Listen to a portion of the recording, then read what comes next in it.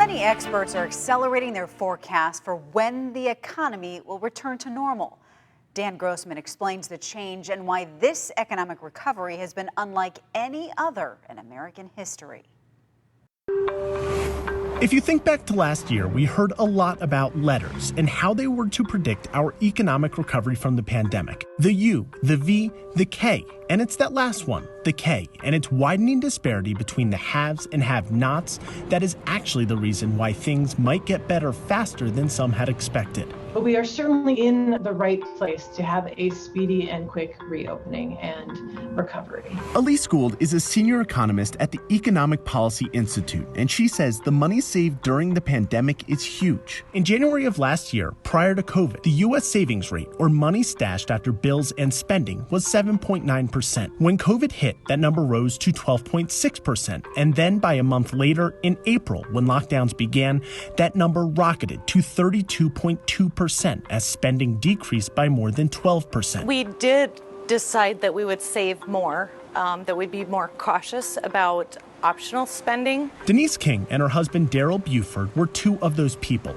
They weren't remiss to the immense hardship so many in the country were facing. The unemployment rate rose from 3.5% to nearly 15%. But they figured if they could put some money away as an emergency fund, something they had never had before, they would. Over the course of the next 12 months, they were able to save $30,000 while donating more than $5,000 to charities benefiting those who were less fortunate. When people are left out of the discussion or not invited to the table about what economic recovery and helping people plug into resources, you do get concerned that for sure people will be left in the dust. But not only did savings rise, debt plummeted. According to a recent study by WalletHub, Americans were able to pay off $80 billion in credit card debt in 2020 and more than $56 billion in the first quarter of this year.